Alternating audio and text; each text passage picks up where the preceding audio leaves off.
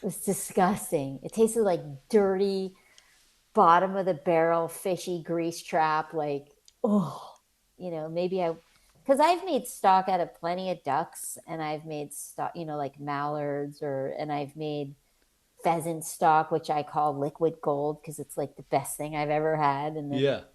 oh, the spoonies.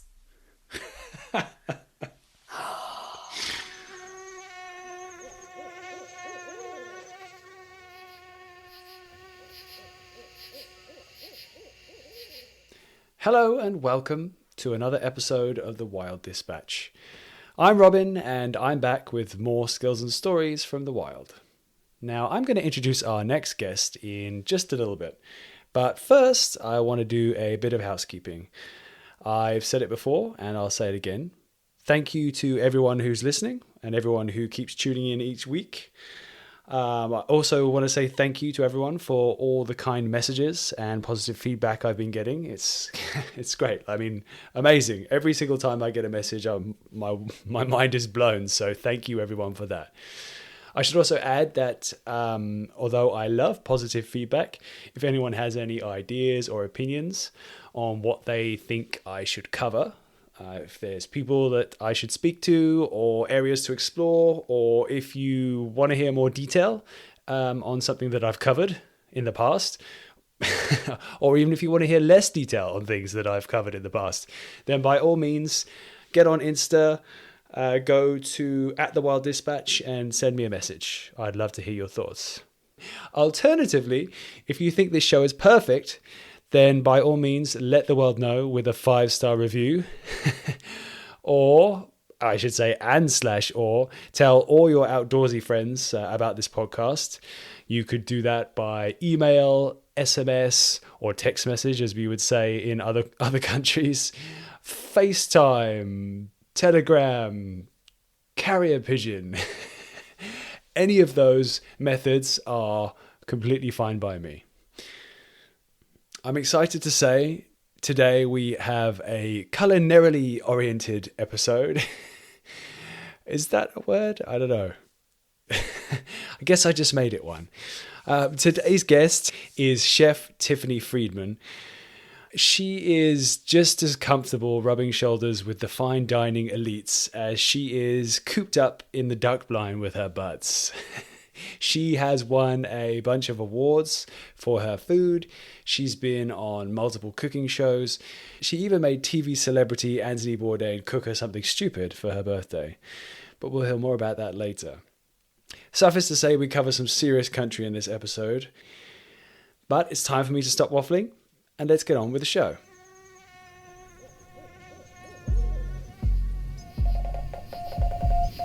Welcome to the Wild Dispatch.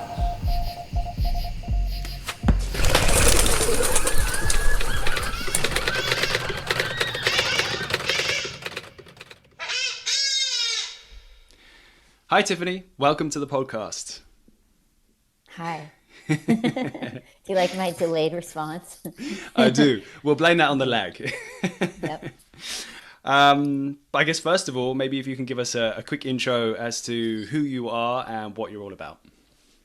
That is not quick, but I'll shorten it down. Okay. I am Tiffany Friedman. I am a private chef, which I have been doing for about 25 years in the Bay Area, sometimes Hawaii. I also am a mother of a child, some animals. I live in Sebastopol, California, and I love it here. And I'm also a forager, and I am probably always going to be a beginning hunter my whole life. But I do hunt and fish, and that's pretty much the short version. Great. Okay. Yeah, brilliant. So, I mean, I have to say, I follow you on Instagram, and you've been posting some amazing looking meals lately. I mean, always. Thank you. But yeah, the thing I just saw, I think it was yesterday, you posted something lamb and peas with Yeah. morels. I'm Yep. guessing it looks amazing.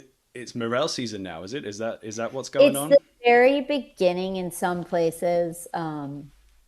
Lower elevations, not high up. I think people are get the ones that I had yesterday are from a store that I bought, but Okay. I'm pretty sure they were foraged in like Lodi, somewhere like that, like somewhere more flat. But they're not the ones that we pick come at elevation, Okay. You got to and go those somewhere a bit ones, higher. yeah, and we have to wait for the snow to like melt off a little. Okay. No, it's good. I've got to say, like, I'm super curious because I've really got into mushroom hunting the last few years, but morels are something I haven't actually delved properly into yet. Oh I've yeah, never even tried them, so I've heard they're amazing. I'd love yeah, to. they taste great and they're fun to hunt, and yeah, it's like we call it this. They do this. I can't really explain it.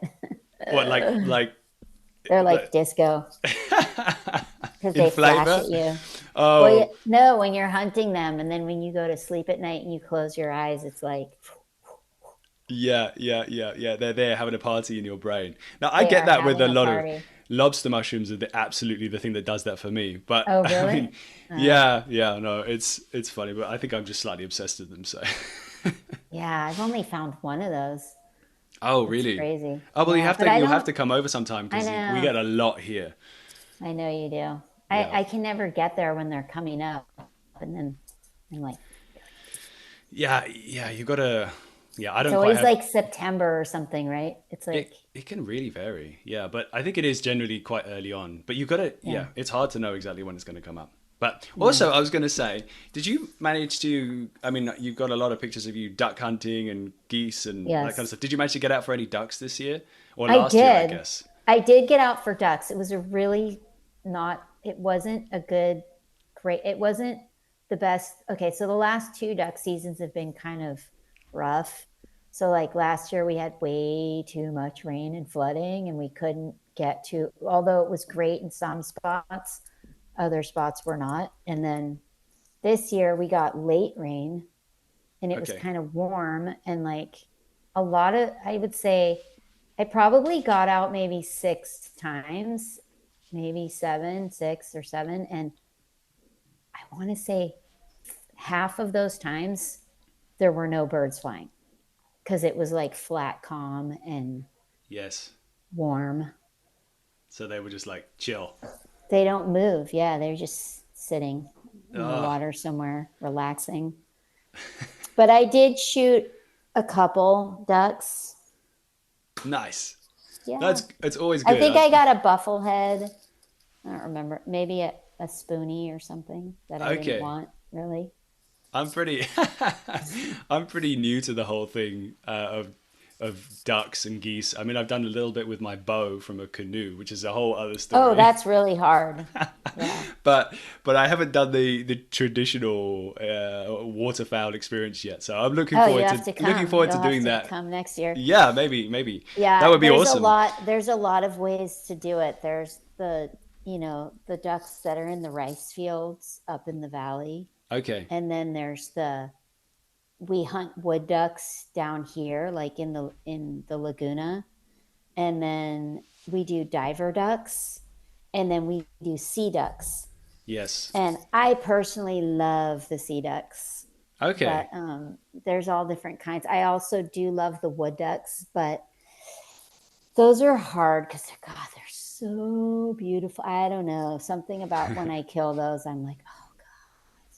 And I have not killed a lot of those, don't worry, but No, they're it's true. so absolutely beautiful. I don't know if I, you've ever seen a wood duck, but Jesus, No, I know what you mean. There is something. it's It's almost weird. criminal. It's something feels wrong when you shoot something really beautiful. But they taste really great. I got in a lot of trouble once. One of the first, well, I guess big game is the term, but big game animals I shot when I was in South Africa with a bow is it's actually, apparently they're quite hard animals to get. It's called a steenbok. But the thing is that thing is a tiny deer. Like they have these versions, like they call Yeah. like tiny antelope that's probably weighs the same, maybe slightly more than a turkey. Like they're small. Oh, that's And adorable. they taste delicious as well. I But bet. I showed my wife. The thing is cute as a button. Maybe I'll put a picture of a steenbok. up at some You point, but should. like they're so cute. But again, Well, it's just a strange thing where you're like, oh, this is meat, this is like the process, but yeah. this thing probably I feel a bit bad about this. Might not take another shot on one. Yeah, it's weird. It's like turkeys. We it's just about to be turkey season. I'm sure Yes. you know. Yep. Yep. Yep. And I definitely never feel bad about killing those because I always think they look like Skeksis, like from the Dark Crystal. Remember the Skeksis? Yeah. Absolutely. Yeah. Yeah. With like creepy, long, clawy hands, and oh, you're so right. You are so right. Yeah. That's a blast from the past. That's a great movie. Yeah. Okay. Skeksis. So Skeksis. Sorry. I always, but yeah, then there's some things you do feel like, oh God, that's so pretty, like yeah, rabbits or it's true. It's true. We digress. That we've kind of had a little bit of short-term history of like your last year, but I'd love to now go back to like the beginning of your story, growing up, where you grew up, the things that kind of inspired you to take the path that you did take, and also I'd love to sort of hear about your interactions with wild places and when that started as well. So that's a lot of right. questions, but just start from the beginning. Tell me, Okay. where did you There's grow a up? lot of things I don't remember about the beginning of my life, but I will say that I was born in Manhattan, in New York City, Wow. Okay. in 1972. So I was raised pretty much in a battleground for part of my life. I'd like to say so. Yeah, that sounds hectic. I always want a T-shirt that explain. I think it would just because I'm kind of an asshole all the time, so it just says I was raised in New York in the '70s, and I think that would just explain me to people a little better. But anyways, like a personal joke. But with that said, I was born there, but so we did live in upstate New York when I was very tiny, like probably a baby to like two, maybe Okay. ish, maybe one and a half. So, and we lived in a house in the country, and so I was outside a lot there. And I will tell you this because this is a true story about me, and you guys can all laugh about this later. But my mom said, and this could not, this could, okay, this is a true story coming from my mom, which means it might absolutely not be true. But what it said was, or she was, that when I was like one, chipmunks and squirrels would come to the door and wait for me to come out and play with them. I'm not kidding. And I'm all seriously, Mom? Okay. And she said that I didn't actually talk, which this could be some weird mental thing, but I didn't talk for like a year, that I Okay. only made squirrel sounds. So that's the very beginning. And then it jumps into um, moving back to the city, growing up, being Yeah. raised by a single mom. My parents separated young, Okay. and my dad was actually gay, and he was in like the whole nightclub scene. He was a fashion in the fashion industry, and then he went into the rock and roll business and was like a he did all the merchandising for like Kiss, the Village People, like worked with Ozzy, like all the big rock bands. So Wow. my younger days were very rock and roll, New York City. Then we lived in Brooklyn. My mom moved us to Brooklyn. She was a substitute teacher in the Bronx, and we grew up in a little rental house in Brooklyn. My grandparents weren't too far. In Brooklyn, we lived in a place called Sheepshead Bay, which was right in the water. So you had the ocean on one side and the bay on the other. Um, a lot of Italian, a lot of Jewish families, a lot of, I'm Jewish, and then a lot of, all kinds of everything going on around. But you could walk across and get like fresh fish, and people were always fishing, and and then there's the beach, and could collect things, whatever. Amazing. I mean, So you moved yeah, around quite a bit, it sounds I've like. moved around. Yeah, I mean around the borough, New Yeah. York City for a little bit, and then because we lived in Manhattan for a while too, and from Brooklyn, Bubby, my mom, we just call her Bubby because that's grandma, but met she dated some musicians for a little bit, and we were kind of not, it's New York, there's a lot of musicians. We were kind of around a lot of like the old punk scene, Sex Pistols, David Bowie, like that was kind of in our existence for a long time. And then from there, in that area where she was hanging out with this one guy, musician, she met. So as the story goes, I'm not going to be too accurate with this story. I don't think I can for legal reasons. But Bubby needed to drive to Canada quite often when we were little, and she needed to do something there. And we rented a house in, oh God, I have to remember where it was. It was on a lake. And we rented this tiny cabin for like the summer in Canada, like in the woods on this lake. And there were like, we collect tadpoles, and there were like little paddle boats, and we'd fit whatever. But we were also outdoors all the time. And when we were there, Bubby met Howard, who became my stepdad. And Howard was living in Northern California, originally from New York City or from New Jersey. Howard and Bubby decided to get together, and Bubby decided when I was 9, we were all moving to San Geronimo Valley, Northern California. So she took me and my sister, uprooted us from New York, and we came out to pretty much the middle of nowhere at West Marin. And at the time, this was early 80s. So if you know what was going on in West Marin in the early 80s, a lot of hippies, Grateful Dead, a lot of drugs, a lot, not too much different, I guess, than for us than what was going on in New York, but just in a different, different scenery. Backdrop. Yeah. Yeah. So we came there, and from there it was outdoors all the time. Yeah. Horseback ride. I always rode horses. I did that in New York, and I did, came out here and was riding horses. Bought I got a pony and a horse and all that stuff. So there was a lot of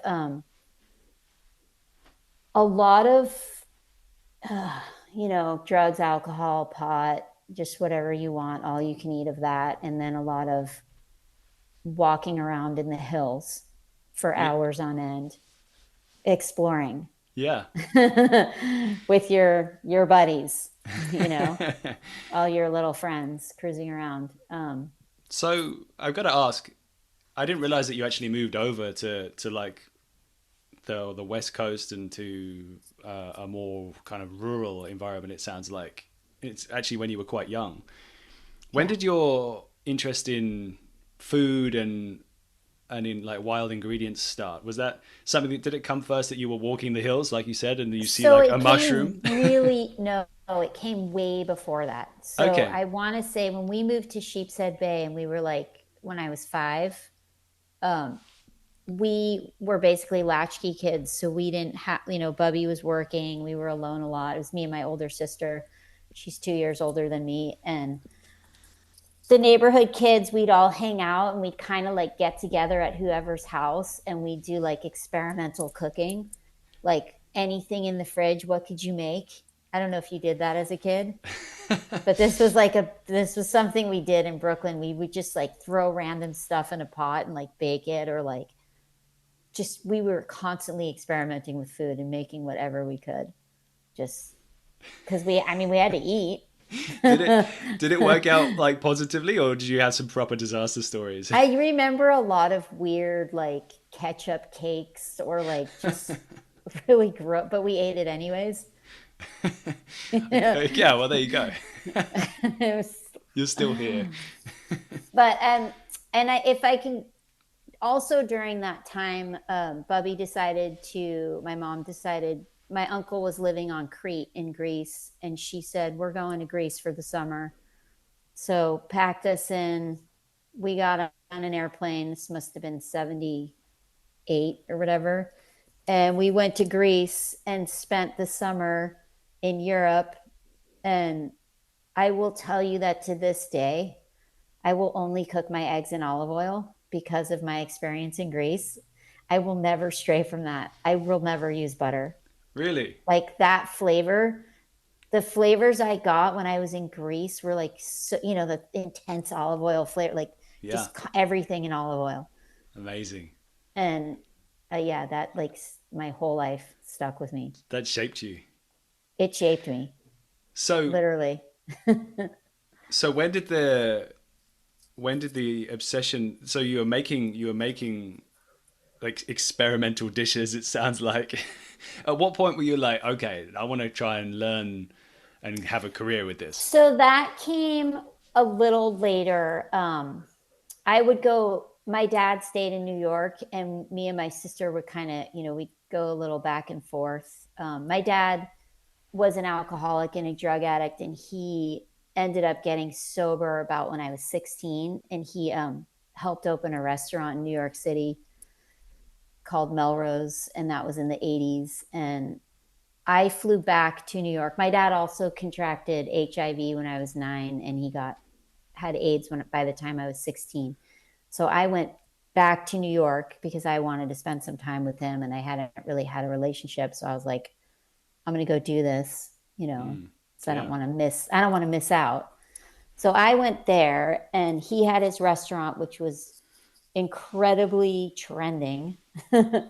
It was like the hot spot. It was kind of like a little speakeasy in the West Village where you'd walk down some stairs, you didn't even know it was there, and then you'd go in, and it was this like beautiful restaurant. The chef was um, Richard Krause, and he came from Spago in LA. They flew him. He came to New York, and they made this restaurant, and it was just like a wonderland in there, of like magical things happening, but it was like underground. And any night of the week you could sit there and see like Madonna or Sting, you'd see like, but it was because it was so secretive. It was like this like crazy little, That and the must, food was really great. It was great food. wow. I mean, that must have been an amazing experience. Like, so Yeah. were you working there when you were 16? So I was there all the time, and I would just kind of help out for free. And then, but I was really interested in what was going on in the kitchen. Like, I didn't really care about the front of the house. That was sort of stupid and boring, and it wasn't my thing. But he kind of was like, would help me. Oh, greet this people, have them.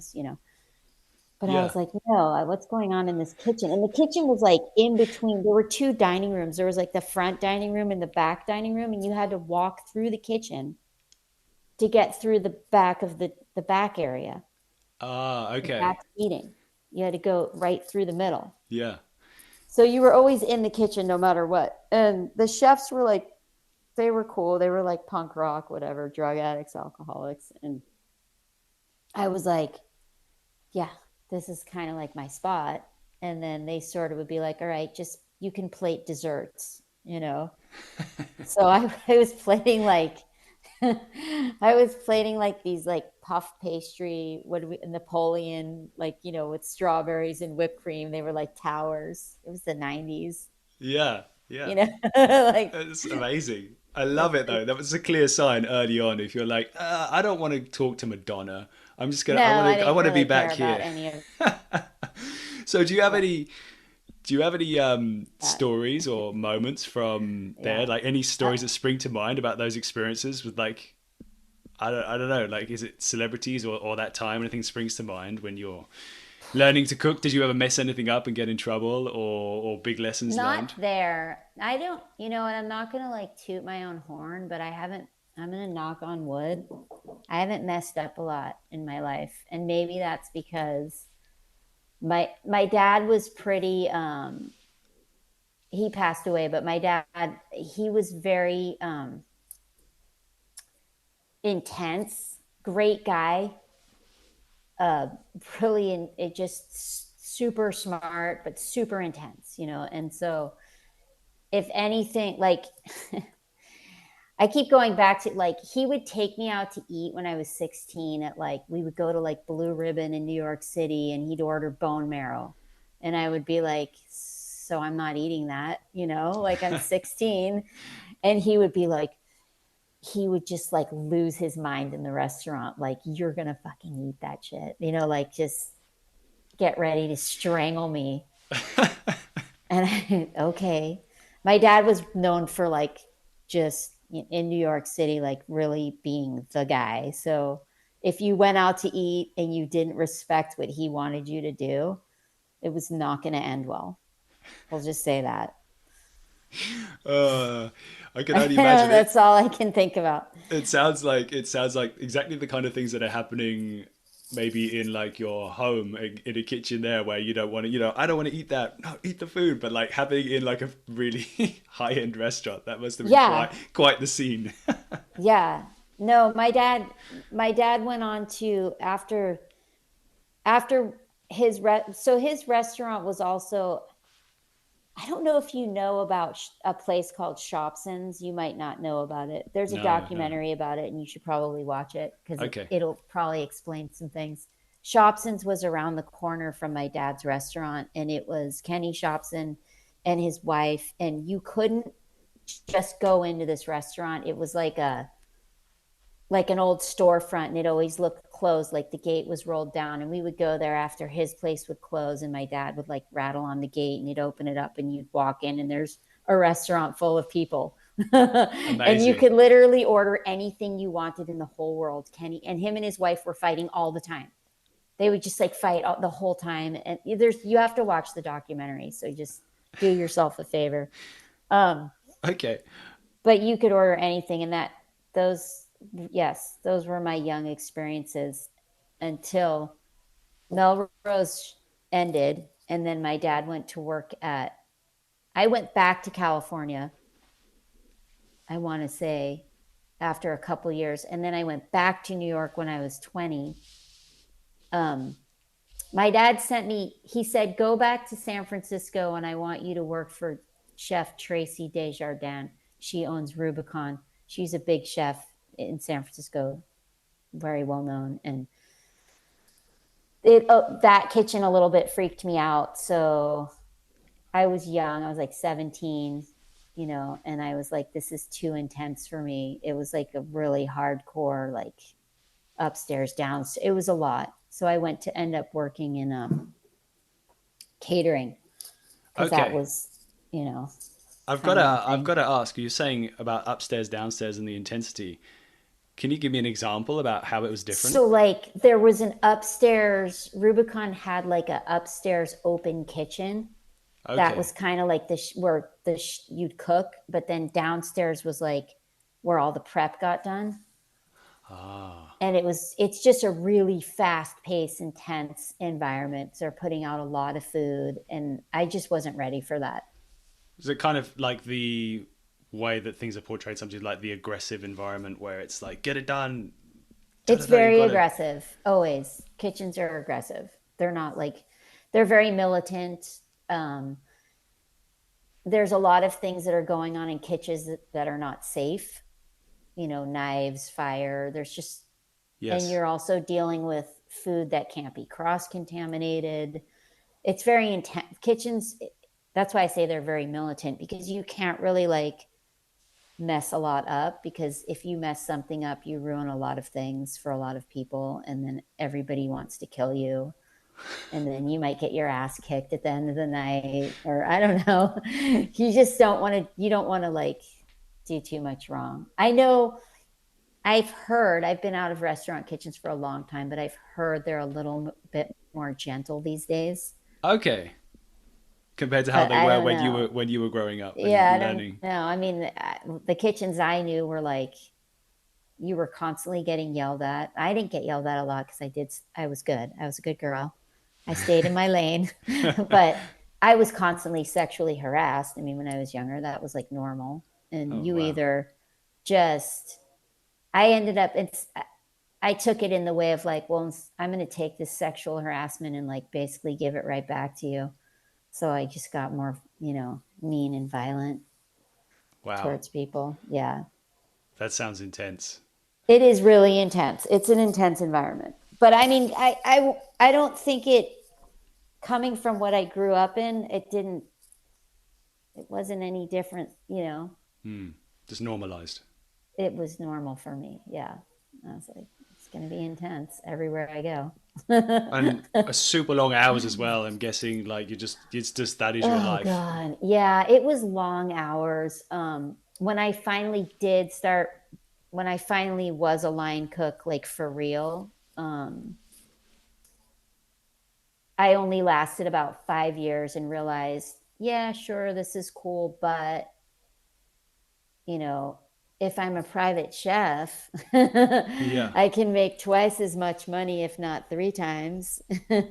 And I can work less hours and I can talk. I like to talk, and I wasn't allowed to talk, Yes. in restaurants. It's always like, shut up, Tiff, shut up, stop talking, be quiet, you know. It sounds like a funny transition because at the beginning, when you were like first being introduced to the kitchen, it was the kitchen was the thing that you really wanted to go spend time in, and you didn't want to be talking to the people at like front of house. But now it's like it seems like over a bit of Yeah. time, you're like, okay, you want to go experience that a bit more and private Yeah. chef. So tell me Yeah. about that whole experience. How did that come about? Like, how did you get the opportunity to become someone's private chef? If I'm understanding the So I job got correctly. the opportunity to become a private chef.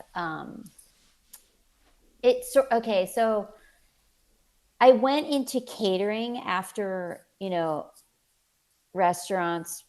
I, I sort of, I'm trying to remember. I met my friend Rochelle, and I'm trying to remember exactly who. Oh, right. I was working for a catering company, and another catering company introduced me to her.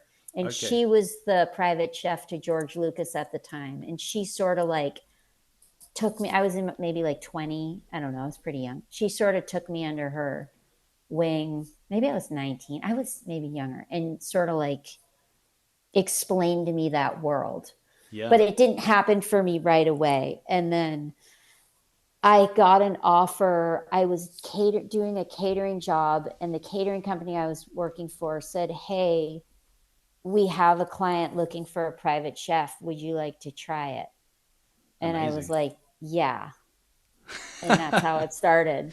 Wow. And yeah. Can you And do you know I was who? like I was like 26, I think then. Okay, that's must have been quite daunting to jump into that role, or I not? liked it. It was great. It was just a really wealthy it was a wealthy family. They lived in Tiburon, and really nice people. They were very kind to me always. A lot of fun. Um, Beautiful family. Oh, my dog is going crazy. But Oh, we can pause for a second. It's fine. It's all good. so here's the piece that I forgot to tell you. Well, I didn't forget, but I kind of like jumped over it. There's a section between when I came back to California and went back to New York, because I went back when I was, obviously my dad kept living. He didn't die very quickly, which was great. But I came back to California to do the catering and meet Rochelle, and then I went back to New York when I was 20. Maybe is that how it went? Well, anyways, I went back to New York when I was 20, and my dad no longer had his restaurant, and he was working in a place called the Supper Club, which was on 47th Street, and this was the early 90s, Yeah. and it was a big nightclub. It was a huge old supper club, but beautiful building. And during the evening, there was dinner. There was a huge stage, okay, and velvet, all the things you would think. Yeah. Beautiful. And and it housed so many people. You could fit like thousands in there. It was humongous. And he was like the maitre d' at night. He would direct everybody. And then after that, he was a club promoter with another man named Ulrich. And then there was Raven. And at night, it became a nightclub. So I worked there in the coat check room, because Okay. we could check 1,000 coats a night in this place. Wow. Oh yeah. And it was quite and he would bring in, they would book all the whatever was coming in, DJs, bands, I mean, you name it. So many people came through there. And while I was working there, the chef, because there was food, was John Tezar, who now is in, um, he lives in Dallas. He has a restaurant. He's been on like Top Chef, all those things. And his sous chef was Anthony Bourdain. So I also spent quite a bit of time hanging out in that kitchen. I And bet you, Anthony Bourdain said, he said he cooked my 21st birthday dinner in the supper club and wow. said, "What do you want to eat?" And I said, "Well," because I was because I was really a weirdo and I wanted lobster tails and mangoes. And that is literally what he made me.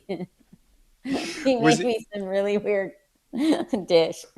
Was he happy? Was he happy about the fact that you were demanding lobster tails and mangoes? No, I'm sure he wasn't, but he was friends with my dad, and my dad was a way bigger asshole than him, I'm sure. So it didn't matter. They were like, whatever. They didn't care. They just fed me. I mean, I was like Lee Friedman's daughter, like just give her what she wants. Who cares? That's so funny. I love Yeah. it. So that was the section that you missed, and I'm glad you remembered to bring it in. Have you got any other stories from that time that spring to mind? You mean like all the drugs we found in people's pockets in the coats? Yeah, go on. Those That's a great stories. story. What about the one time my friend, it was me and these two other girls always in the coat check room. Sometimes, and then sometimes there was an older lady in the coat check room who she was Miss Puerto Rico in 1969, Nancy Angelette. I loved her. She was really funny. She only drank screwdrivers.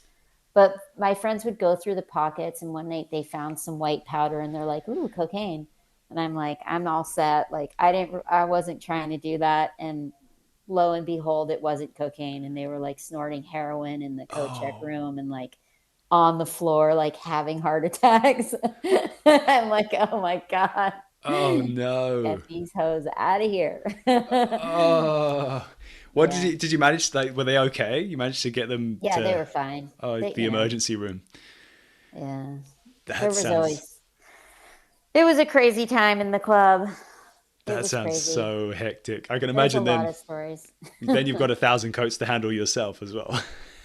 Yeah, then there was the time like Marky Mark and the Funky Bunch came to do their music video, and Mark Yeah, yeah. Wahlberg. Mark And Wahlberg, yeah. then I don't care what I say, people can sue me if they want. But then there were these booths upstairs in the supper club that were like red velvet curtains, and you could close them off and things would go on in the booths.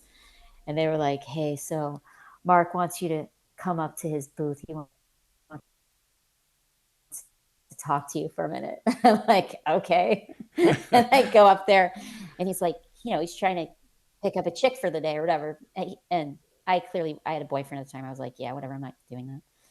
And then, of course, there were like rumors going around that my dad, I think, was actually spreading that I like gave him a blowjob in the booth. I was like, "That absolutely didn't happen, Dad." Like, Oh, thanks, I, Dad. yeah, just there's a lot of stories. Oh, That was that's some funny. good ones there. I've got to say, that's some wild stories. There's so many wild stories. But yeah, that was my, yeah, that was that. I don't think I went back when I started private chefing out here in California, and I loved it so much. I just rolled with it, Yeah, you yeah. know. If it's right, My it's right. first clients, who I love, and I don't want to say terribly too much, but they were into some shady business deals, and that I ended up. I think I stayed with them 3 years, and then I ended up moving on, and yeah, it, I just moved on to others. But Yeah. then I wanted to broaden. I didn't want to be with just like one family. I wanted to have a lot of families, so that's how it sort of ended up. That I didn't want to be exclusive in one house, Yes. you Yeah. know, because you sort of get to know people a little too well. If you're there all the time, Yeah, I guess you become part of the family. you become part of the family. You definitely see things that maybe you're not okay with or that you're uncomfortable with, or And you don't need to do that, really. Yeah. So, No. yeah. So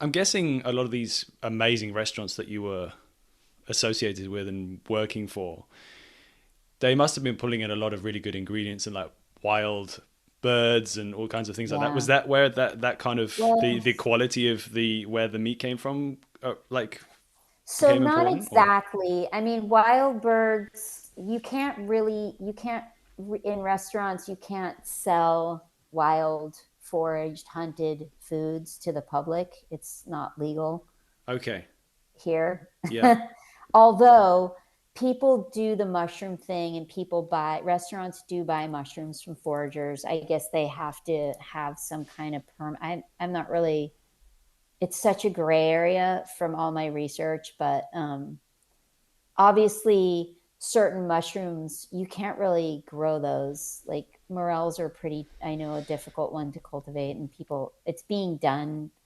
I think there's like the Danish morel project or something, but like it's not super easy. And we have such an abundance of them here that people forage them and sell them to restaurants, and that's just how that goes. yeah, yeah. But meat, no, you're not allowed to do that. So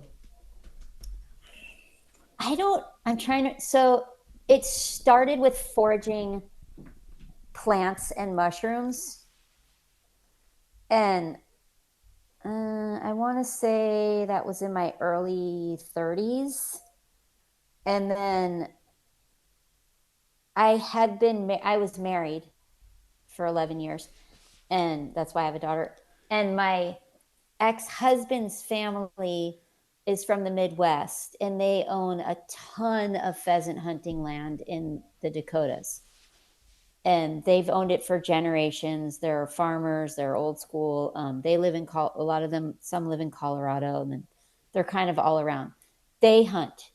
And when I was with him for all these years, he would just go pheasant hunting every year, and I was always like, I want to go pheasant hunting. Yeah. And they were always like, no, you can't go. It's only men. And I Oh, was what? like, oh.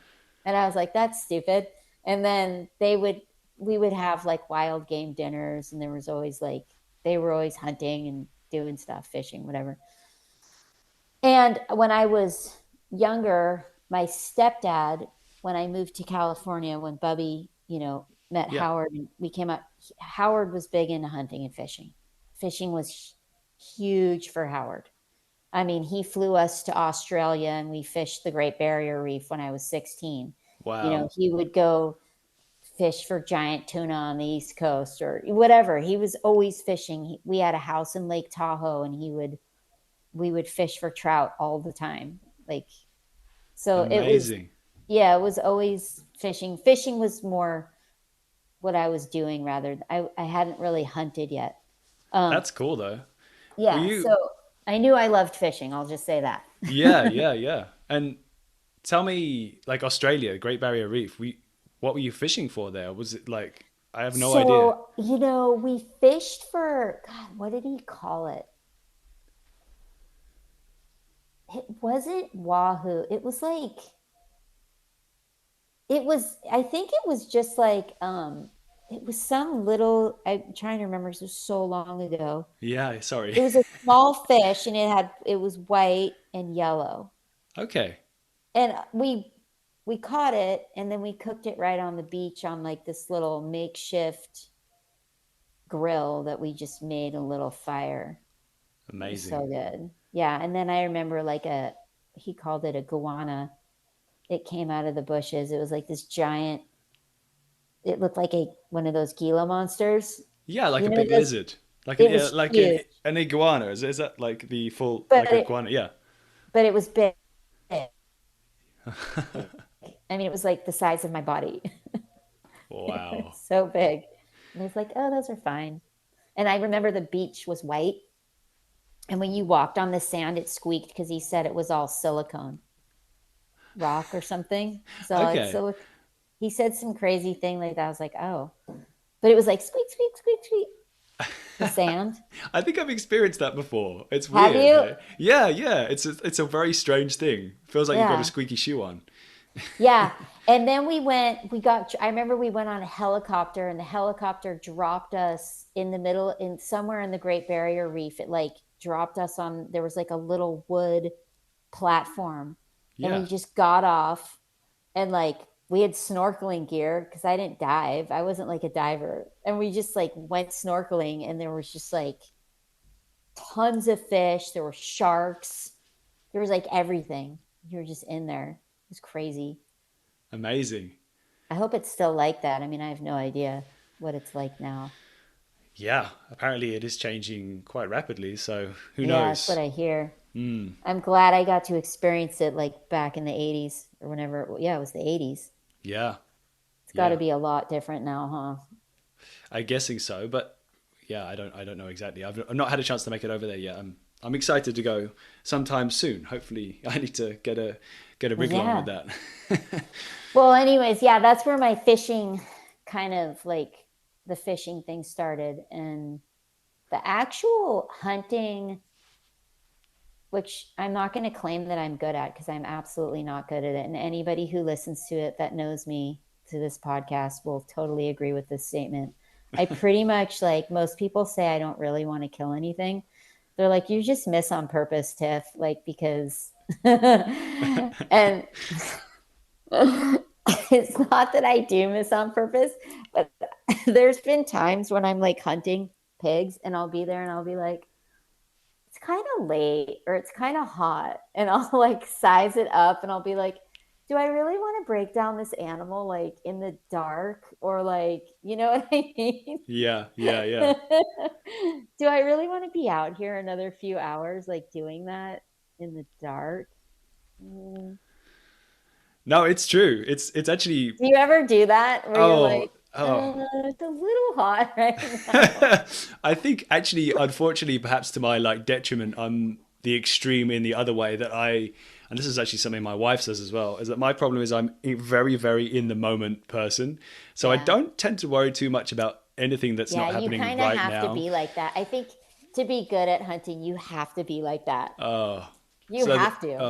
that I was lucky enough to get a blacktail with my bow just this last season. Actually, like luckily in the second day of hunting actually. That's But great. but the thing was, I got to this area and it would have been great the year before, but it was like a few miles hike and everything. But the trail, there had been a storm had rolled through that winter, Right. and as I was climbing up this pretty steep incline, I had to go over or under. I think I counted like 62 downed trees across the trail, That's and what mushroom hunting's like right now. yeah, right. So it's exactly like that. But I was thinking like, oh, look, this is hilarious. Look how many downed trees there are. Like, and then the thing was in my mind, it never even occurred to me like, oh wait, if I shoot a buck, I'm gonna have to bring this Yeah. thing through Yeah. this I like think about assault that course. stuff. No, I I shot the thing and then I was like, oh no, now I've got to carry. So I just had to carry the whole thing. I even think about that when I'm bird hunting. I'm like when it's dove season and I'm all, so if I shoot that dove and it lands in those really prickly bushes, like who's going to get that? I do. It's so bad. Like yeah. I don't know how to turn that off. That's a lot of my problem. It's a tricky thing though, right? Because I think often by the time you're thinking about whether you should or shouldn't take a shot, that moment is gone. it's Yeah. it's also the way at least I found I've definitely missed a couple of I'm animals kind thinking of too like much. wondering. I'm wondering if I learned that because my dude that I live with, Captain RJ, he's a guide, and I'm Okay. wondering if I almost got that from him, like from hunting with him, like, and him saying, "Hey, if you shoot that, don't shoot it over there because then it's going to get over there," and then like he'll sometimes point that stuff out to me. If you shoot over that spot, that's not going to be a good. And he obviously he's an incredible shot. Hmm. So for him, it's easy for him to shoot from anywhere and take any shot and not so much for me. So now I've got like all these things in my head like when to shoot, how to shoot, when to take a breath, when to, you know what I mean? Like Yeah, yeah, yeah. just too Yeah. much. No, it's true. I guess it's one of those things that when you're new, you don't know what you're doing, and you're not thinking about oh, if I do this, then this means this and this and this. Like the first animal I shot was actually a bear, and I happened to shoot it all the way down a super steep canyon. And I'm guessing the reason why it was there was because nobody else was stupid enough to go down there. And Exactly. I was there, and then suddenly, oh wow, I've got like a 250-pound thing to like carry up a ridiculous incline. Yeah, and there's no way I could do that. Yeah, I mean, I wouldn't be able to do it. I'd be like, well, then there's that bear down there. See you later. I mean, uh, yeah, so I do think I do. Anyways, I picked up a bow in my early 30s because I just really wanted to do archery. yeah, yeah. Not and I it was a recurve, Okay, cool. and I would go all the time and just practice and practice and practice, and I got pretty good. And then I sort of like did something to my shoulder, Mm, and then it like hurt really bad, and I couldn't do it as much. yeah. And then there was one summer where I was practicing archery, and I was consistently like, if I would lose an arrow and I'd go to retrieve it, there was a rattlesnake next to it, like every time. And I Oh, spent a whole year like super scared of rattlesnakes. Like it was like an omen. I was like, what? There's always a rattlesnake. Like next to my arrow, under my arrow, in a pile of wood. Like, I mean, yeah. ugh. It's a sign. So yeah. But Um, you did like you did hunt with a bow for like you still do now, or you so yeah, certainly well, did. You no, I told me a got few it. stories, right? Yeah, well, I ended up getting a compound.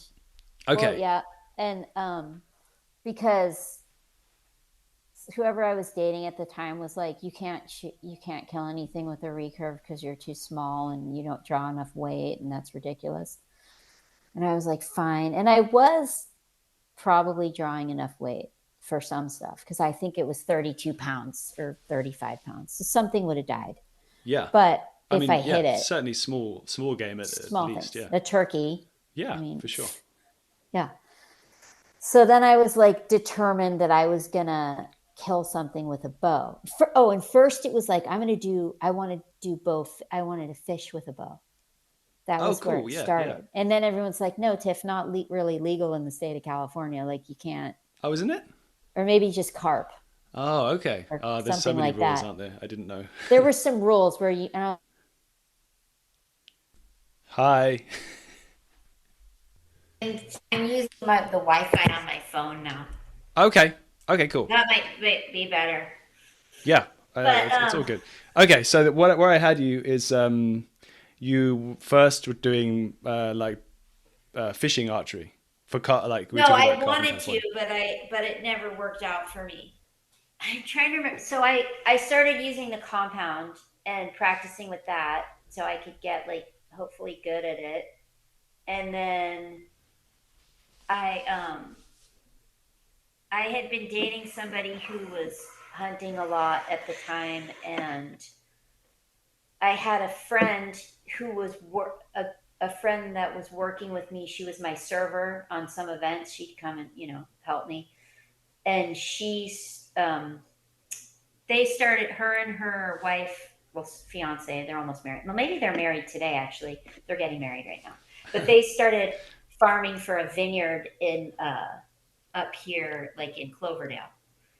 And they said, and they knew I was learning to hunt, my bow and bow hunt. And they're like, Tiff, we have a peg problem on this vineyard. Do you want to try to come kill a pig? And I was like, okay, sure, why not? I don't care.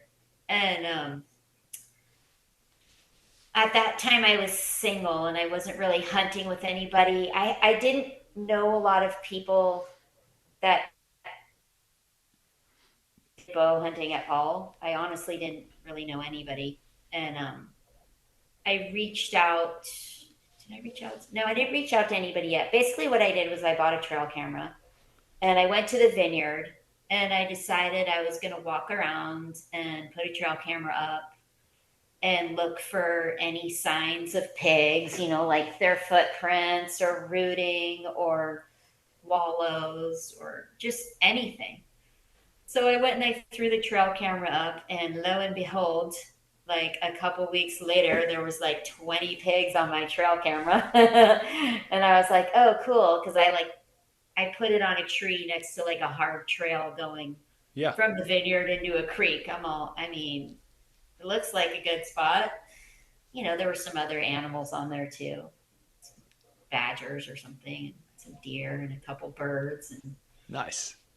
skunk, maybe turkey. Yeah. Um, so I was like, oh, sweet, I found them.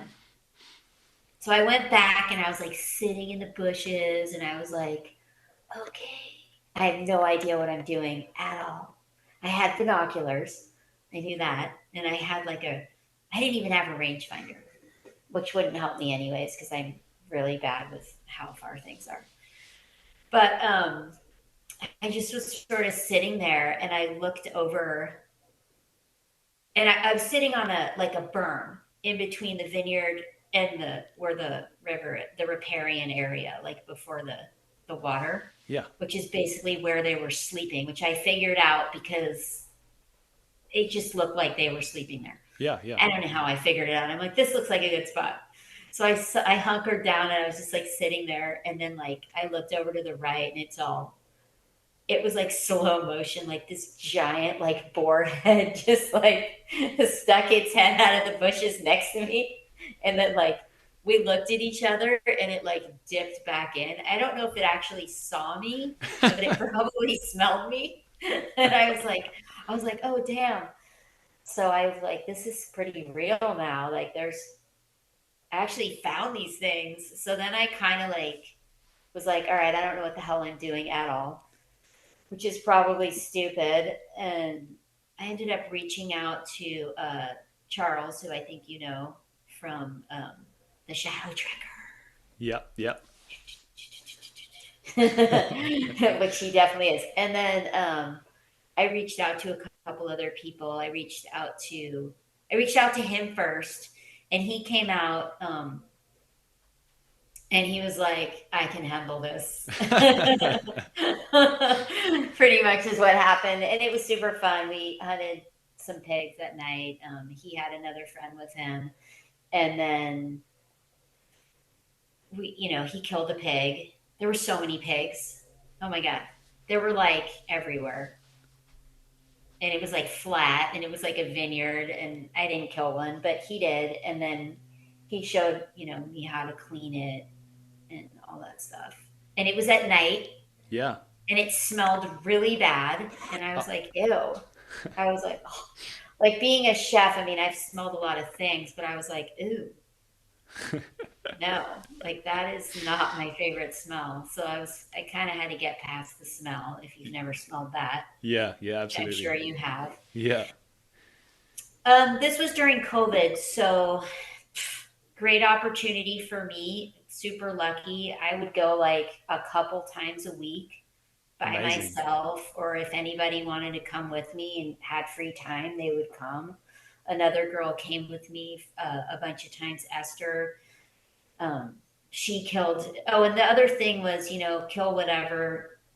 They didn't care. It's a vineyard. They just want us to kill things. So we Yeah. would just, I would just basically bring people and they would kill pigs and I would try. I would shoot the pigs with my bow.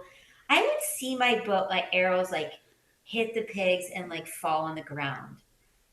Wow. Or like, yeah, it was Yeah. like weird. And that, like, maybe I was too far, or I would shoot one in the foot, or I was missing a lot. There was a lot of me like shooting and missing. And then I would bring like I had a pig target, like the body of it, and I would put it in the vineyard and try to like practice shooting between Yeah. the vines It, because yeah. basically it's not the easiest shot, especially for me. Like you're shooting between like rows and vines, or because Yeah. the pigs would be like in the vineyard, like switching back. So I could definitely get really really close to them. Anyways, long story short, a lot of people came and a lot of pigs died. But you learned a bunch, I'm guessing. It must have been an easy way to make yourself very popular as well. You're like, hey, I have all these pigs. Does anybody want to help me out? Right. Well, that's how I met Captain RJ, who I currently live with and am with 4 years later. This was during COVID. This was, almost 4 years ago. It is 4 years ago. So he saw my picture my first trail camera picture on Instagram that I posted of all the little chunky pigs. And he was like, oh, carnitas. And he was like, I want to come up. And I was like, okay. And I never met him before, but I was like, yeah, come. And, I had another friend coming, and the three of us hunted, and they both killed pigs and I didn't. And the story of my life, everybody else killed a pig but me. It was kind of like a running joke after 30 pigs died. But like Tiff's never gonna kill a pig. Did you use some of the meat though? You got they must have given you some of the meat, and you made some cool stuff with it. Yeah, dude, we killed this one pig that had so much fat on it. I thought it was a farm pig. It was crazy. Really? Yeah, I mean these pigs were eating grapes and wild flowers and I don't know, they were just eating tons of stuff. Yeah. Like grain. Yeah. I think they were getting into the chicken coop and eating all the chicken feed and getting nice and fat. Oh, they were so juicy. I have pictures of them. They were fat and chunky, really fat. One of them we shot was pregnant. Yeah, it happens. Yeah, it happens sometimes. It happens. So I would love to, unless there's more stories that you want to share about adventures hunting and looking for mushrooms or anything springs to mind. Yeah. I'd love to jump to mushrooms are great. To a section of picking your brains about how to actually prepare and the best ways to approach holistically and maybe get specific as well, get into some nitty and gritty about it. Yeah. But one thing I'd say before I do that is I think maybe if it's okay with you, we should maybe switch back over to the laptop. I'm getting some audio stuff going on. Oh, yeah, let's try. Let's see if that works. Okay, so I'm tempted, like I asked you before, but I'm tempted because I do want to come through and get your advice about how to avoid making common mistakes with wild game and other foraged foods. But there aren't any. Did you have any moments or when did you start finding mushrooms or tell me about a giant haul of mushrooms you found or anything like that? Mushrooms, yeah. The first real big experience with mushrooms I had. I mean, I always kind of found them. Yeah. But was my friend Eric took me out and he took me out to Salt Point for my first time. Okay. About probably maybe 10, 11 years ago. And he was like, this is where there's a lot of mushrooms. And I was like, okay. And I'd never been there. Yeah. I just kind of found them around the neighborhood, local, whatever, here and there. And we got out to Salt Point and got out of the car. And I just instantly was like, oh my God, they were just everywhere. It was one of those days where nobody was there. And I mean, maybe 12 years ago, not as many people were there. Yeah, maybe. I don't know. But there were chanterelles and hedgehogs everywhere. Nice. And we just cleaned up and picked up tons of those. And then we went back for candy cap mushrooms later in the year. And I remember because he was like, you're really small, so this is a good one for you. And he would point out where they would be, and he'd be like, you got to crawl into those bushes right there.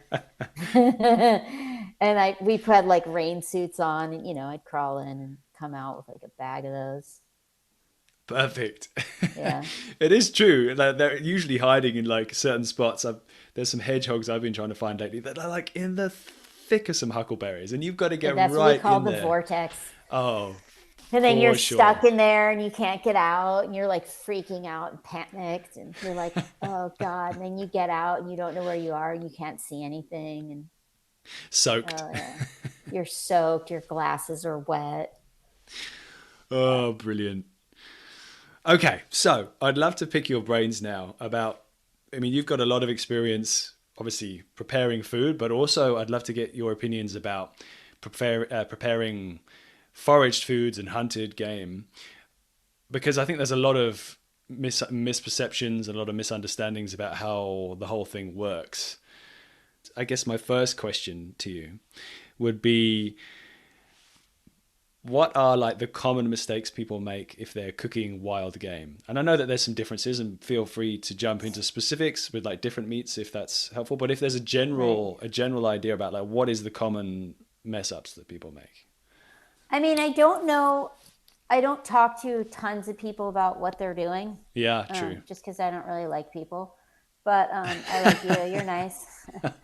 But what I Thank you. do hear a lot is like people don't let their meat age. Yes. So like when you kill an animal, you know, it kind of like depending on how it dies or its death or what it goes through to get there. You don't know what kind of trauma is involved, or if the animal was super scared, or like it seized up, or like even just the whole rigor process when something dies and it gets stiff, you know, Yeah. you want that to have time to relax again, right? Yes. So aging is a good way to do that. And even just a couple days. I mean, and in, you know, proper refrigeration. Some people age things outside, which can be fine for certain stuff. I'm not exactly sure. I mean, obviously in the summer, you wouldn't like leave a pig out for more than like 5 seconds. But like pork is one of those things, you know, Yeah. that doesn't last long. It's actually But we did talk a little bit about it in a episode long ago, with Lady Butcher, a lady called Candice Lewis, and yeah. she had some good advice about that. And maybe you'll know about this as well. I guess is that there's a difference between dry aging and wet aging. So, Yes. and that's actually what I do, wet aging, where you just vacuum seal meat and then you can keep it Yeah. in a fridge or Yeah, I on like ice. dry. I like a little dry aging where I Okay, like okay, with birds, like we'll break down our birds and then I will clean them really well, make sure they're dry, okay. and then I will just leave them open air on a sheet pan in, you know, the refrigerator just for a cup so it dries and Yeah, it yeah. gets like this kind of layer of, it's like a seal almost. Yes.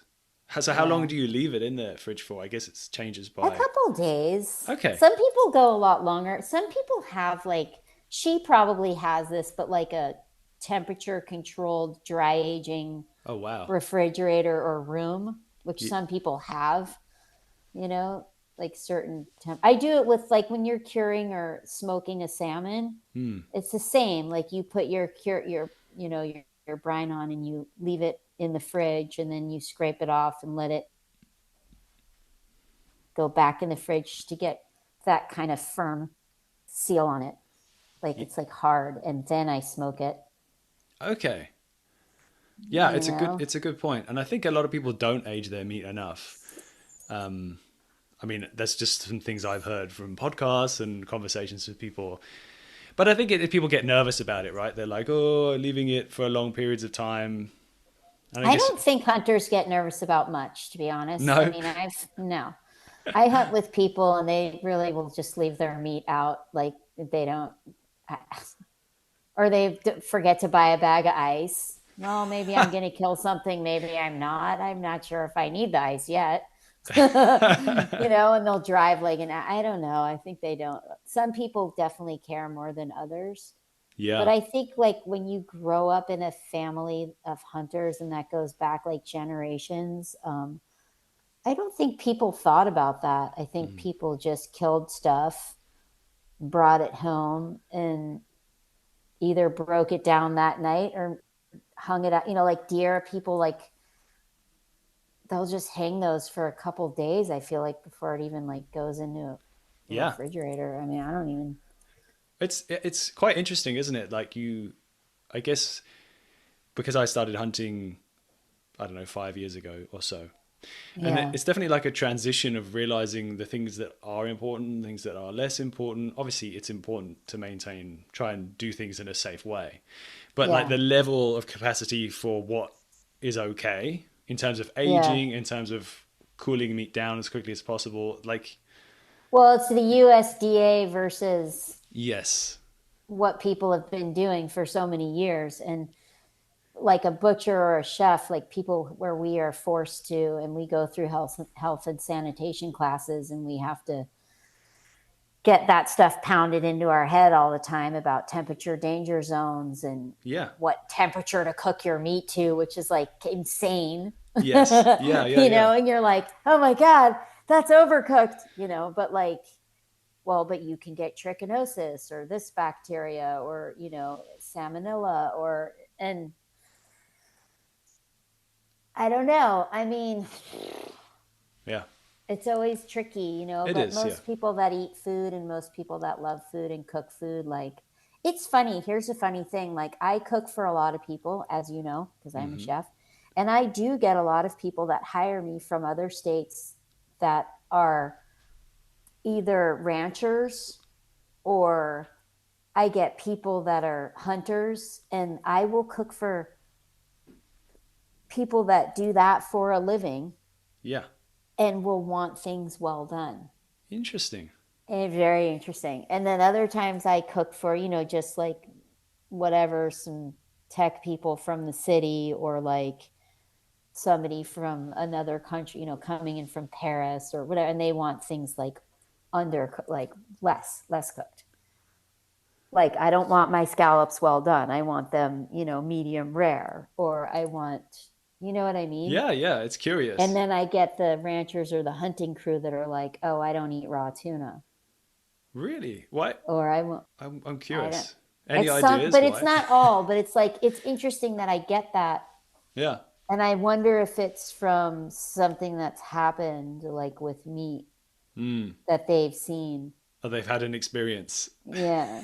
And I'm like, oh, Maybe they learned the hard way at some point. yeah. I mean, fingers crossed. I've been lucky so far, and I've got away with a few things that perhaps on paper would not be wise. I'm sure we all, oh God, I see people on Captain RJ's fishing boat, and they would kill when we were able to salmon fish, that's a sad story. But if you kill your first salmon on his boat, you have to eat the like beating heart Wow. or whatever. Yeah. You have to like eat and I'm like, girl, no. And I remember when I killed my first salmon, I'm like, you can just get out of here with that. I am not doing that. I'm not. No, thank you. But I see people doing it, and I'm like, nobody has to do that. I'm curious, when you started cooking with more wild game, did you go through a bit of a learning curve as well? Does it behave differently I am than farmed? always learning. It's a continuous learning curve. Yes. Um, it does behave differently. Obviously, a farmed duck is very different than a wild duck. It doesn't have the fat content. It's also just a different bird, It's like not even the same. And all the wild birds that we shoot are different. Yeah. They're not the same. So, like, I did learn the hard way, which some of you people will laugh at this from spoonbills, Yeah. that those do not make very good stock. I don't know. There was a lot of spoonies one day, and I was like, "What am I going to do with these?" And RJ had them, and he's like, "Yeah, break. You want to clean these for me?" And I was like bored, and I was like, "Okay." I didn't really want to, but I said yes. And then, because they're a little bit of a pain in the ass, but I made stock, and it was probably the most disgusting thing I've ever tasted in my life. I was like, "How could this be?" So Oh, was it like fishy or what was wrong with it? yeah, it was like fishy and disgusting. It was disgusting. It tasted like dirty, bottom of the barrel, fishy grease trap. Like, oh, like I thought, oh God, it was so gross. I was like, oh no. And then I was like, did I go too far? Like, did I, maybe because I've made stock out of plenty of ducks, and I've made stock, like mallards, and I've made pheasant stock, which I call liquid gold because it's like the best thing I've ever had. And then, Yeah. oh, the spoonies. There was a spoonbill this winter that it was a slow day of duck hunting, and I was with my friend in the duck blind, and one landed like right next to us, and we hadn't shot anything, and it's just swimming around in the decoys, all happy, and he's looking at me, and it's on my side, and he's like, "Are you going to shoot that?" And I'm looking at it, and I'm all, "No, I don't think so." And he's like, "Well, if you're not going to shoot it, I'll shoot it just so we're not skunked." And I'm like, "Go for it, dude. It's all yours." So did you find with those, I mean, it sounds like you don't always partake in a spoonie, but when you do, are there ways in order to make it taste better? I mean, I actually shot I think I shot a U.S. merganser a spoonie. while ago. Oh, you shot him a Ganser? Yeah. I don't know. Is that Do you, bad? we don't shoot those. I don't know. Did you eat it? It's like shooting a coot. It was, I I shot a mean, coot. I'll confess, it was like I think it was the first duck I ever shot with a bow whilst on a canoe. It was Well, if there. you shot it with a bow, then I'm really proud of you. That's all but I have to say. I then did some research and was like, oh no, these things are going to be really fishy. But actually, I just like smoked it. I slow That was smoked probably it, fine. and it Yeah. tasted amazing. It tasted Yeah. really good. So I've never shot a merganser. I don't know. It's like one of those, it's like the coots, like they're everywhere. And I did shoot one of those by accident. And then I took it home and I got the feet really freaked me out. So I didn't cook it because they were like big and blue. And like, I was yeah, like, I don't know. And there just wasn't any meat on it. I was like, what's the point? It was an accidental shooting. Yeah, I think you can always figure out how to cook something, hopefully, and make it taste good. yeah, Unless it's just going to gross you out to even like eat it. mm, Like if like that's a personal thing. But yeah, because like this, like when we hunt the sea ducks, the surf scoters, which are one of my personal favorites, and people are always like, I don't even want to eat this. Like they're gross. And I'm like, no, they're really delicious. And they yes, look at me and they're like, what are you talking about? And I'm like, no, they're so good. And yeah, if like they're going to be, so if I guess essentially what the diet of the bird is and what the bird is eating, yes, like on a daily basis for the most part, I think you can sort of plan your dish around that, you yeah. know, So what do you and that's think? kind of how I do it. So with surf scooters or surf scoters? Is it Surf scoters? scoters. Yeah. Okay, surf scoters. What's your go-to plan then? You shoot if you're in that situation, the surf scoter lands next to you, and you're like, "No, I'm going to shoot this one." Or what are you then already? What are you going to do with that surf scoter? Like, how do you make it tasty? So the scoters, the first time I cooked them, I had a bunch of duck stock that wasn't spoon, Bill. Okay, And we made it into like a pho. And then I did, a soup. yeah, And then I took the scoters and we took the skin off. Because I guess the skin's a little, you want to be careful. Some of the skin on some of the wild ducks is kind of like does not taste good. And I feel like that could be like the puddle ducks maybe sometimes yes, okay, and the some of the sea ducks. interesting. But I'm pretty sure we took the skin off. And yeah, we did. And I soaked the breasts in just like grated ginger and lime zest and maybe a tiny bit of sesame oil, just really mild. And I did that overnight. And then the next day we made the soup and I just really hard seared them on like a cast iron grill. Okay, You know what I mean? yeah, And I hard seared both sides, but to like medium rare, like not super cooked.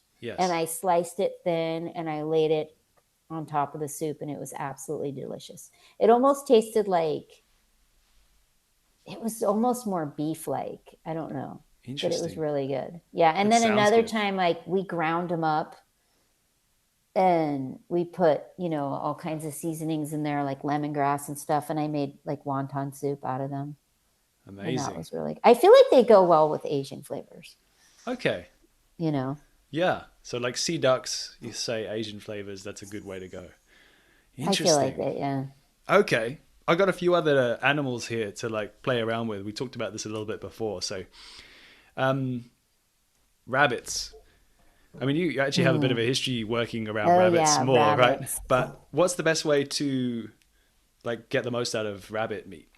Um, so I've had rabbits, I've eaten rabbits, which I don't eat a lot of rabbits because I have a pet rabbit and it's just weird for me. It's like eating a dog. I don't know. It's super weird. Yeah. But the rabbits that I was around that were being farmed were really quite incredibly delicious, fat, juicy rabbits. And they were being fed fodder grass and apples and, Timothy hay. And then they were just given like all kinds of really nice things. So they were juicy. Yeah. But those ones, when I did cook them, a lot of people do like buttermilk, chicken fried rabbit, which is wonderful. Yeah. Let the meat rest a couple days, pound it out, soak it in the buttermilk, whatever you're doing. And then another time I did rabbit Kiev, and I Nice. did like pounded it out and did the butter and the herbs. I actually did like a fodder grass oil, and then I did like a apple barley reduction, and they had I don't know, they had all kinds of things that they would like on the plate, and we fried them. And the frying of the rabbit is good. Rabbit pot pie, a lot of people do. Oh, amazing. Yeah, it all Rabbit sounds really good. cookies. I know Ramen Gaijin here in Sebastopol. One time they did like these on their hibachi or whatever. They did like little rabbit teriyaki meatball type things. Maybe it wasn't teriyaki, but it was really delicious. So they ground them up, you know. Yeah. It all sounds so good. My friend Jessie makes rabbit pie a lot. She's a chef like me, and she's British, and she does the rabbit pie. It's like one of her kids' favorites. It's She a says, go-to. yeah. Okay. Rabbit is actually a very healthy, clean meat. I know it freaks a lot of people out to eat it, like myself, but like it's such a great healthy meat. It's such a good alternative to so many other meats, and it's too bad that it's so cute because It is a problem. it's a good one. Yeah, So I did want to ask it's a you problem. about turkeys. So, I mean, Yeah. there's two parts to this question. General, like, I mean, a good way to prepare wild turkey, I'd say, versus Yep. farm turkey, because I'm guessing they're pretty different, the two of them. Yeah. And then, Well, yeah, so God, I almost hate farm turkey more now. really, Yeah. Well, here's the funny thing about most people think the Skeksis, the wild turkeys, yeah, are disgusting and they would never eat one. They consider them like, like if you're in New York, it's like a pigeon. But yes, out yeah, here, like in Sonoma County, they're like, oh, I would never eat one of those dirty things. But they're actually really delicious, and it's kind of crazy. I haven't done a ton with the legs, but I know people that have done the legs, and they are strict about braise them down, crock pot cook them, and they get really soft, and they make stock or whatever. They like them. I've always gone to the breasts, and I really get excited for turkey sausage, like breakfast sausage. okay, And that's how I roll. And I fill my freezer with like, bulk turkey sausage after turkey season. And we go through it really fast. Or nice, turkey burgers, or I like to grind it. I like to add, it needs some fat. It doesn't have any fat. yes, So I usually add either duck fat or pork fat or whatever I have rendered, in the freezer that I can throw in with it. Bacon, even. Just okay, bacon fat, or it just needs bacon. fat. Amazing. And do you mix any other, like, care to share, like, any other things that you'll throw in there as well, like any herbs or? So I always wish every year that I would write this down, and I never do, but I do. I throw in, I usually I put a little bit of wine in it. Okay. And then I put like some smoked paprika, or I'll put like, almost like a Basque seasoning, like of herbs and Yeah. spices and a little maybe garlic salt or like, you know, herbs to provide, like whatever you like, whatever flavor. Some people put apples. I don't do that. I don't want any apples in there. I don't know why. I just don't. Is it too sweet or what's the? Yeah, I don't really want it sweet, I guess. Yeah, yeah, I just don't. yeah. No, that makes And sense to me too. just, I don't like overdo it, but I make sure to put a good amount of fat and then a lot of spices that I like. Yeah, that's a great point. Obviously, I have 10,000 dried mushrooms in my kitchen. So a little dried porcini is wonderful in there, you know, or, you know, if you like black trumpet, or Yeah, you can, you know, a little ground mushroom, maybe some fennel seed. I have wild fennel pollen, which I collect, you know, at the end of the summer, and I'll dry that. And then I'll put that in. I usually use that for curing my salmons when I do my smoked salmons, but I'll put some of that in my turkey nice. sausage niche. Yeah, it's good. Wow. Okay, that's cool. I've got like a bunch of turkey that I need to make a plan with. So yeah, Yeah, I'm excited, and then hopefully I'm going to get some more soon. Fingers I crossed. know, right? I think God. that's the thing, is like not knowing the best way to approach handling these wild, like, yeah. I mean, obviously I mean, the everyone's got their own breasts way. are pretty big, so you get a lot Yeah, you do. Yeah. out of the breasts. And I think they're really delicious. So it's funny, like the older birds, like last year, I feel like the younger birds, the jakes, like if I know people like the big beards and they want the bigger bird and they want the big spurs and the whole the Yeah. trophy of it, but like the younger birds are actually kind of better, the meat. So It's if you yeah. can kill the jakes rather than the toms, you Yeah. know. Yeah. That it makes sense. It's funny. It depends what you want, what you're actually chasing, right? Like Hmm. if you're chasing glory, or I mean, it's funny. I have a friend who I'm never chasing glory. I have a friend who's on the who's actually done a couple of episodes on the podcast. He's a homesteading guy south of where I live, down in Elk. Yeah.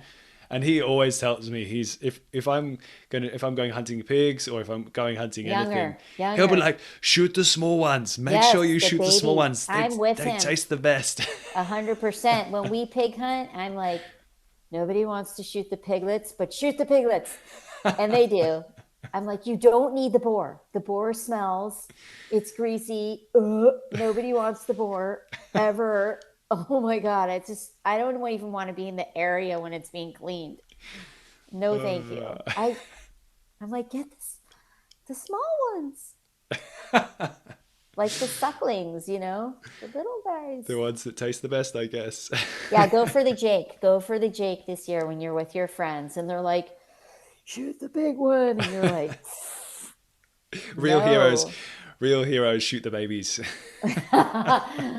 Or the women. So okay, Terrible. I know, that's terrible. yeah, it is. It is, I guess. People eat lamb though. They eat lamb all the It's time. And true. those are It's true. babies. It's They're normalized. babies. It's normalized in some ways. Let's just make it okay. Okay, Canada geese. So, Okay. Yep. what's your approach for, what do they call it? The beef of the sky, No, they don't. don't they? Those are the no, they call the other ones the not this the God, why am I the gray ones, speckle bellies. Oh, okay, Those are the beef. Those are the fillet of the sky. okay, okay, Or some people say it about, is it cranes or swans? There's another thing they say it about, but I think the specks. okay, Those are the ones. Those are delicious. okay. I haven't been lucky enough to Oh get one yeah, yet, and I certainly you haven't could shot get a a speckle swan. belly. A swan would be blasphemy. It would be treason, I think, in England. If you shoot a Yeah, you're swan, not it's the Queen's supposed to bird. shoot the swans.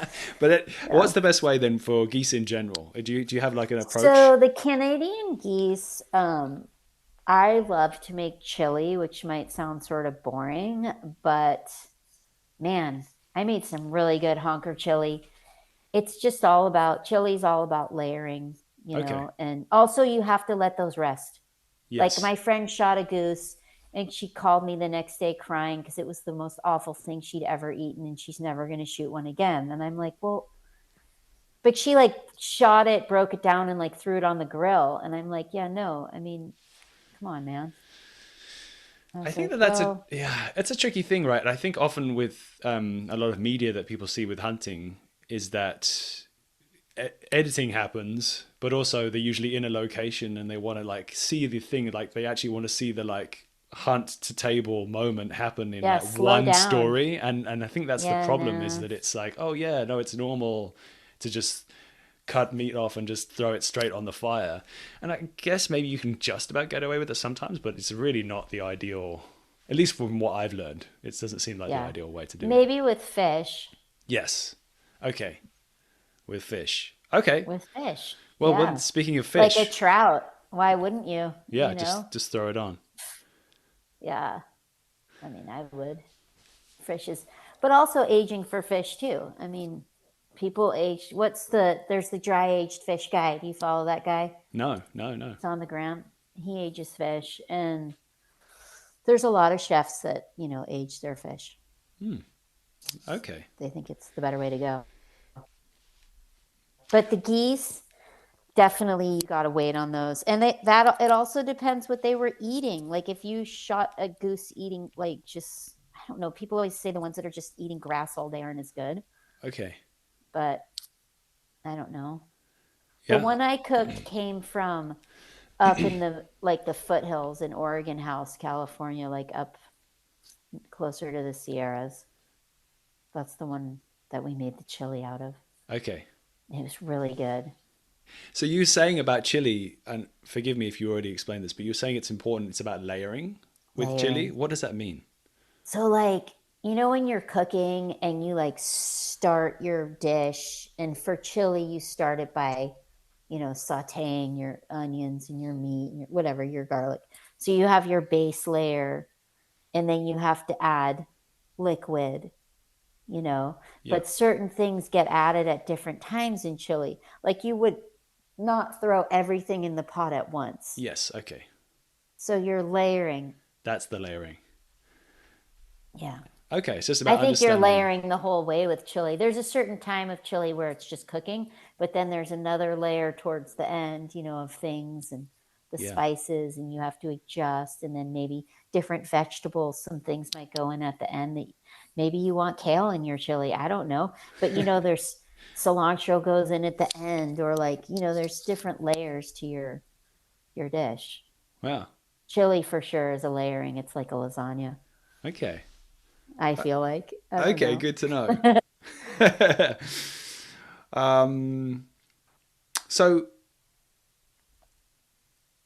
I guess the last thing, we may have covered this already, but maybe dip back slightly. But mushrooms, is there like any good ways? I mean, mushrooms vary so much. I guess that's the thing. It's like Oh, hard to yeah. be specific, right? But what's your There's favorite so many mushroom? mushrooms. What's your favorite mushroom, or what's the best way to prepare it? I have it. The favorite mushroom question is always hard for me because I Okay, love them all for so many reasons. But I do love the king boletes. I love the porcini, and I me love too. hunting it. It's so easy to clean. Yeah, It's yeah, like it's one of the. It's easy to deal with, and when you're finding them, and this everything about it, the smell, the everything, the texture, it is really a king. I mean, it's such a great mushroom. I'm looking at my mushrooms. I love hunting matsutake Oh, really? as well. Yeah, That's I love cool. those.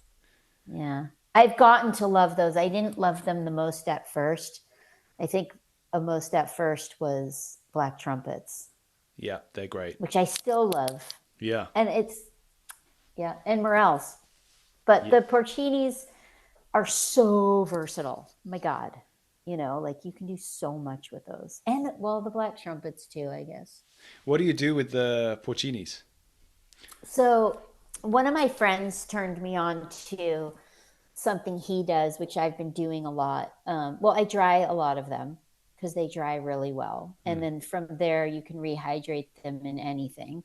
You can grind them up. Like sometimes I'll grind them and make a little blend and then dust, the outside of a piece of meat, like a loin, and sear it or fit. It's kind of an old school thing, but it's been done for years and it's great. amazing. Why mess with That that? sounds so good. It goes in pasta. It goes in sauces. Yellowfoots are also great. Yellowfoot chanterelles are great ground for pasta Oh, dishes yes. Okay. I because was they're just kind of hearing about this. cheesy. Yeah, they're kind of like a Parmesan-y flavor. They're wonderful. But the porcinis, my friend turned me on to. He's like, you got to take the porcini and you've got to butter confit it or poach it like in butter, Okay. and then that way it stores for a really long time in the refrigerator. You can also freeze it like that, and not Ah, only do you have the mushroom, but the butter also tastes like the mushroom at that oh, point. So you can savory even butter. separate, yeah, you can separate the two, and your butter tastes like porcinis. That's it's amazing. Oh, it's a really nice way to do it. my friend has told me about that before. A friend of mine. I haven't yet got around to it, but the trouble is, the porcinis I have, no matter how many I seem to have, they never last because I eat them. Yeah, So I need to. I have so many dried. Like I'm looking up, I have so many, and I dry them. I do saute a lot of them and just vacuum seal and freeze them. I have them in a lot of forms because I want them to go in a lot of places. Yeah, You know, yeah. You were telling yeah, me in our previous conversation, you were alluding at a new mushroom product yeah, that you're playing with. I yeah, was wondering if you care yeah. to share anything that you feel It's comfortable. nothing crazy. My love of mushrooms and also the whole thing. I use a lot of like salt and spice blends of mushrooms that I create and I use for work, on Yeah, dishes and whatever. And I started making them as like gifts for like family or like friends. And then I was giving them to like clients, just here, have a bottle of this black trumpet salt in your house.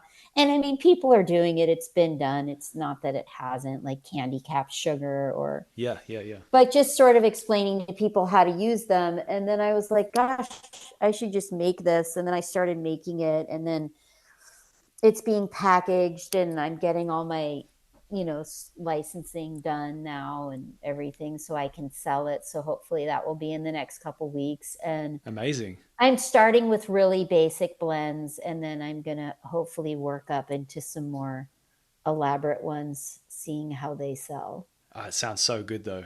Yeah, and Uh, like I said, it's not that people aren't doing it, but like, you know I yeah, just like doing it. if I yeah exactly though, and I mean if Yeah. anybody knows a thing or two about flavor, it's going to be you. So Yeah, and I enjoy the process of that's working with amazing. the mushrooms and smelling them. I mean, I know you hunt mushrooms and it's like when you get home and you go to clean your mushrooms, it's almost like you're going back through your hunt again as you're cleaning them. Yeah, Like you're smelling them, you're looking at them. Oh, I remember where I got this one and that one. And oh, like it's, I it's true. don't know. That's so Yeah. true. Unless there was anything else that you would felt like you really wanted to talk about today, any stories or recipe suggestions or suggestions, Mm, um, then I'll this is I your think moment. that's it. I don't know. I mean, I think I want to say that all I would say at the end is anybody that, loves to hunt and forage and has access, which we all do not, depending on where we live, to wild food and being able to experience that, I would hope would find time for it because I think there's not much more rewarding than, foraging, being legally allowed to still. I mean, who knows how long it's going to last, things get taken away so fast, but I don't think there's too much more human than being able to either grow or forage your Yeah, own food, fish, hunt, farm. it's so true. I can definitely. I mean, yeah, it speaks to my heart what you're saying, and it's definitely something I've experienced over the past few years. There's this strange feeling of like contentedness if that's a word. I don't know if I just Yeah. made that up. But It's a good when you word. find a big Take it. haul of mushrooms, or if you manage to find some success when you're hunting in the woods, that feeling of like procuring like a bunch of Yeah, food, it's it human. feels like wealth. You Gathering. feel rich, you know. There's like Yeah. I don't know what that is, but there's a very basic sense of calm. It's like on a human level, it's like Yeah. everything's going to be good for a while. Yeah. Well, you're just tapping into your being human and hunting and gathering and just basic needs, and that not having to need material things as much as just things to survive is a different feeling. It's true. Just two different feelings, right? Yeah, absolutely. Like I don't need these headphones as much as I need those mushrooms. Yeah, yeah. But Amen not to that. everybody is lucky enough to be in a situation, a place, especially young people, like children, or young kids or teenagers that aren't exposed or have access or live, maybe they live in an urban area, or maybe they just can't afford to get out to a place where they can be in nature. Like I feel like, God, I wish if there's one thing that was more accessible, you know, for everyone, it would be that. Yeah, definitely. It's a big problem to try and solve. But at the very least, I guess we can be grateful for the opportunities that we have and Yeah, that's why we live in enjoy. this expensive state of California. That's true. Well, thank you, Tiffany. That was amazing. Thank you for all of your stories and advice, and it was fantastic to pick your brains. Yeah, thanks. It's good to talk to you. Good luck Thank on you. your next hunting excursion, which will be turkeys, I'm sure. Yes, it will be. It will be. I've got to dust off the old calls and see if I can, talk dirty to some turkeys and. It's not hard. Not hard in spring. True. As long as I can be there at the right time, at the right place, right time, that'll be good. But before we fully wrap up, is there anywhere that you would like to send people? How can people follow you? Is there send them to your website? And any places that you think people should go? So everything is basically Butterroot, which is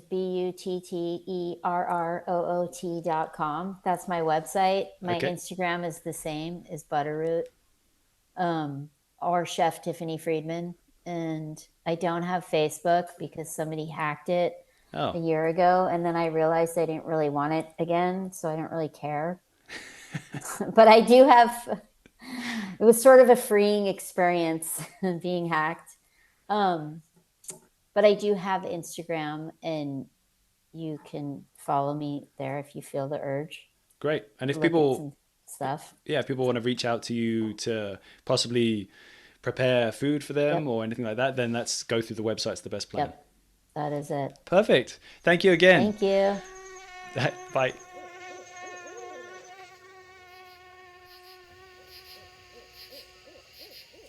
Okay, then. That's another episode in the bag.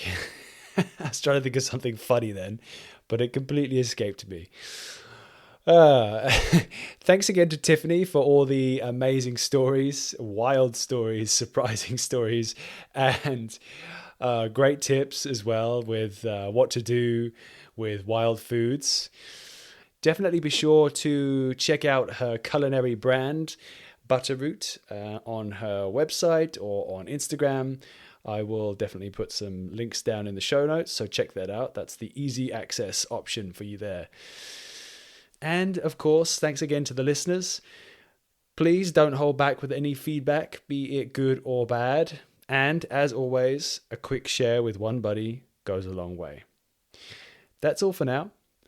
Thanks for listening, and until next time.